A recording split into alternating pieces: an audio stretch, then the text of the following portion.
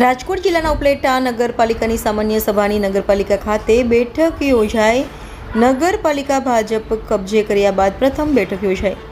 બેઠકમાં ઉપલેટાના વિકાસના કામોને પ્રાથમિકતા આપી નગરપાલિકામાં ટાવર પોલ ઉપરના કર બાબતે વિચારણા, નગરપાલિકાના પેન્ડ યુઝ ટોયલેટના જાળવણી ખર્ચ મંજૂર કરવા બાબતે વિચારણા, દરબારગઢ સ્કૂલ, રાજમોતી સ્કૂલમાં ફાયર સિસ્ટમ વિકસાવવા માટે તેમજ મોજ નદી ઉપર કોઝવે બનાવવા વિચારણા, કોલકી રોડ ઉપર ફિલ્ટર પ્લાન્ટની મોટર બદલાવવા તેમજ ફિક્સ પગારદારોના ચૂકવવા તેમજ વાહનોમાં જાન્યુઆરી અને ફેબ્રુઆરી 2025ના ડીઝલ પેટ્રોલનો ખર્ચ આપવા બાબતે આજે મળેલી બેઠકમાં થઈ વિચારણા। Reporter Jagmal Subha, India 24 news, Upleta.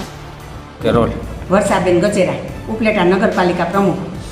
વર્ષાબેન, જે આજે જનરલ બોર્ડની મિટિંગ મળી હતી તે માટે કઈ કામોને વેગ આપવામાં આવ્યો છે, શું કહેશો?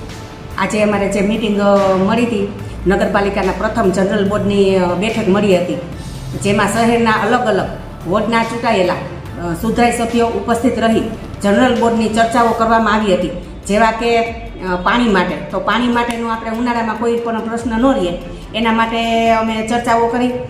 પછી લાઇટ, તો લાઇટ કે જેવા છેવાડાના વિસ્તાર હોય તેમાં કોઈને તકલીફ ન પડે, હરવા ફરવામાં જે લોકોને હાંજના નીકળતા હોય એની લોકોને તકલીફ ન પડે, અને જેવા કે લોકો હરવા ફરવા નીકળતા હોય તો નગરપાલિકાની જે જગ્યા આવતી હોય, બાવલા ચોક છે, બગીચો છે, પછી આપણે તાલુકા શાળામાં મેદાનમાં છે કે એવી જગ્યા હોય તો આપણે ત્યાં બેન્ચીસ મુકાવી અને લોકોને બેસવા